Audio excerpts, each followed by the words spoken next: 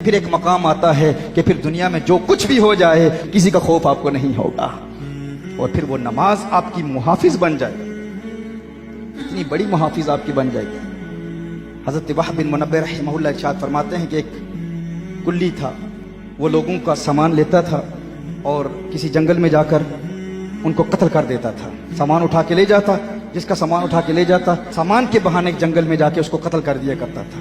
ایک اللہ والے کا سامان اٹھایا، اسے جنگل میں لے گیا ساتھ، اور اس نے دیکھا وہاں پر لاشیں پڑی ہوئی ہیں۔ اس نے کہا تو جانتا ہے میں جس کا سامان اٹھاتا ہوں اس کا سامان لوٹتا ہوں اور پھر اس کو قتل کر دیتا ہوں۔ اس اللہ والے نے کہا تو میرا سامان لے جا اور میری جان بخش دے۔ اس نے کہا نہیں، میں قتل کرتا ہوں۔ یہ ان لوگوں کے لیے جو کہتے ہیں کہ نماز گناہوں سے کیوں نہیں بچاتی، کیونکہ ہم ساری زندگی ادا کرنے والے رہے، ہم قائم کرنے والے نہیں بنے۔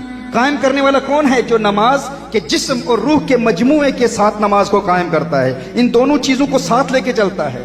کبھی کبھی نوجوان کہتے ہیں کہ ہمارے بزرگ اتنی یکسوئی کے ساتھ نماز پڑھتے ہیں کہ نماز پڑھتے ہیں تو آنکھوں میں آنسو جاری ہوتے ہیں، لیکن پھر بھی وہ غیبت کر رہے ہوتے ہیں۔ ان کی نماز انہیں گناہوں سے کیوں نہیں بچاتی؟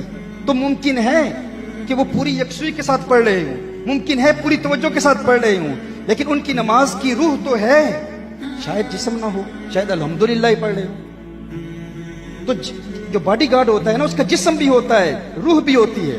کسی کا کوئی محافظ ہو، بہت تکڑا محافظ ہو، توانا محافظ ہو، باڈی بلڈر ہو، باڈی اس کی بہت مضبوط ہو، جسم بہت مضبوط ہو، لیکن اندر روح ہی نہ ہو، تو وہ باڈی گارڈ آپ کی حفاظت کر پائے گا؟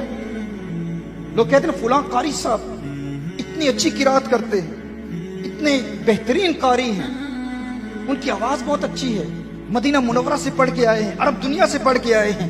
آپ کہتے ہیں قرات ضروری ہے، تجوید ضروری ہے، لیکن امام مسجد ہیں، لیکن میں جانتا ہوں کہ کون کون سے گناہوں میں مبتلا ہیں۔ اتنے اچھے قاری ہونے کے باوجود ان کی نماز انہیں گناہوں سے کیوں نہیں بچاتی؟ ممکن ہے کہ وہ اچھے قاری ہوں، ممکن ہے کہ نماز کا جسم تو موجود ہو، لیکن نماز میں دنیا کے متعلق سوچ رہی ہوں۔ جسم تو ہے، روح نہیں ہے۔ باڈی گارڈ تو اچھا ہے، لیکن ایک تکڑا باڈی گارڈ، ایک باڈی بلڈر، اگر اس میں روح ہی نہیں ہے تو وہ ایک تکڑی لاش ہے، وہ لاش آپ کا آپ کی کیا حفاظت کرے؟ اور اسی طرح کہیں روح تو ہے لیکن جسم اتنا کمزور ہے کہ وہ اپنے پاؤں پہ کھڑا ہی نہیں ہو سکتا، تو وہ آپ کی کیا مدد کرے گا؟ اسی طرح یاد رکھے، نماز کا جسم اور روح دونوں ضروری ہیں۔ نماز کے احکام بھی سیکھیں، بنیادی احکام سیکھیں، اور نماز کی روح کے ساتھ نماز قائم کریں، پھر آپ کو کسی کے دروازے پر دستک دے کر بھیک مانگنے کی ضرورت پیش نہیں آئے گی، کیونکہ نماز نہ صرف آپ کو گناہوں سے بچائے گی، نماز آپ کو آپ کے دشمنوں سے بھی بچائے گی، دشمنوں کے حملوں سے بچائے گی۔ پھر آپ مستغنی ہو جائیں گے، آپ کو کسی کی ضرورت نہیں پیش آئے گی، کسی کے دروازے پہ دستک دینے کی ضرورت پیش نہیں آئے گی۔ آپ کی نماز آپ کی خود محافظ بن جائے گی، لیکن نماز قائم کرنے والے بنے۔ تو وہ کلی اس شخص کو لے گیا، اس نے کہا میں تو تجھے قتل کروں گا، سامان بھی لوٹوں گا، تجھے قتل کروں گا۔ اس نے کہا ٹھیک ہے، پھر مجھے 2 رکعت پڑھنے دے، میں نماز قائم کرنے والا ہوں۔ اس نے کہا ٹھیک ہے، تو نماز پڑھ لے۔ اس نے اللہ اکبر پڑھا، نماز شروع کی، الحمدللہ رب العالمین۔ ابھی وہ پڑھ ہی رہا تھا پوری یکسوئی کے ساتھ، پوری توجہ کے ساتھ، کیونکہ اس نے اپنے آپ کو قائل کر لیا تھا، آمادہ کر لیا تھا اس بات پر کہ یہ تو میری زندگی کی آخری نماز ہے۔